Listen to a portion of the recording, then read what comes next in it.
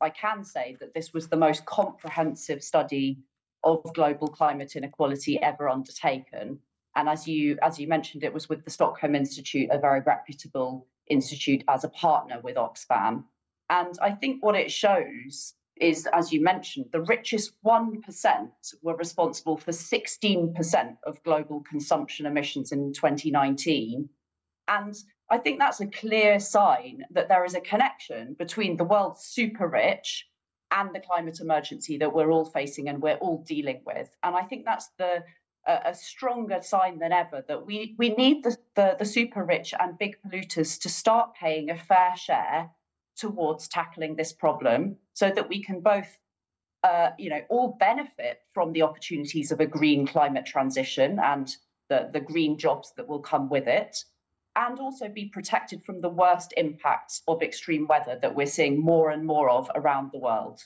So what is it that we think that the richest 1% is doing that the rest of us aren't doing? I mean, is this all about Learjets and private planes and an awful lot of travel, or is it about the sorts of businesses that they are running? Or what do we assume that the very, very rich are doing that we can't afford to do?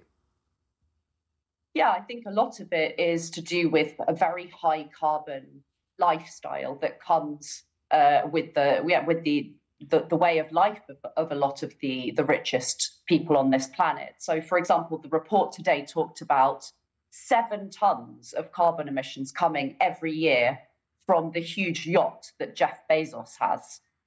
Now, obviously, most of us don't have a private yacht that we spend a lot of our time in.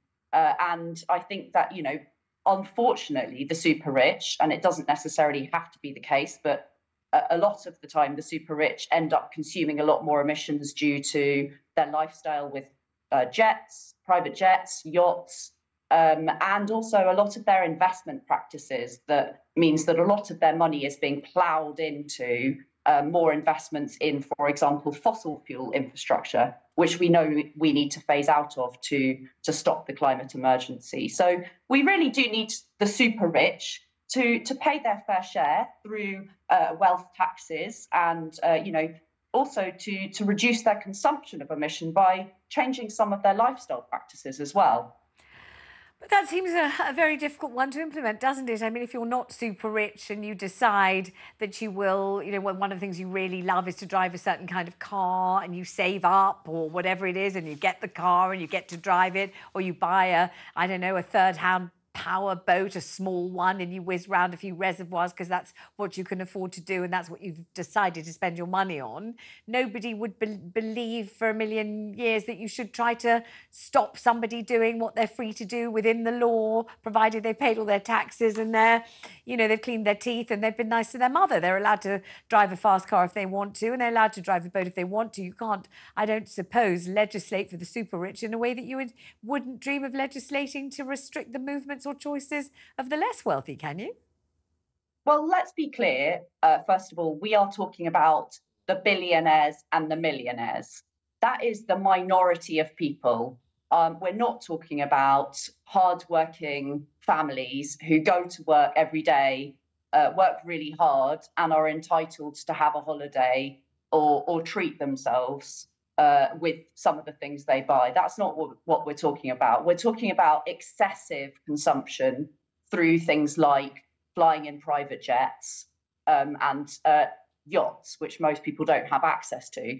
But from a legislative perspective, actually, yes, we can do much more about this. 19 organisations, including Greenpeace, today wrote to Jeremy Hunt, the Chancellor, and actually called on him to use the upcoming autumn statement on Wednesday to introduce tax reforms so that the very wealthiest in our society, as I say, the billionaires and the millionaires, the minority of people who earn a lot of money, get taxed a bit more. And also the big corporate polluting companies that are responsible for trashing our planet and actually causing a lot of the problems we're dealing with environmentally now should also be taxed a bit more, because they are also raking in huge profits. And what these groups, including Greenpeace and Christian Aid, and even Patriotic Millionaires, which is a network of millionaires in the UK who are calling to be taxed for more, What we're all saying is that that money could go towards investing in making public transport cheaper, investing in allowing people to access green jobs, investing in supporting countries around the world that are dealing with even more catastrophic climate impacts, so that we can all be protected from the climate emergency, but also start to benefit from the opportunities of the green transition and make the world a fairer place along the way.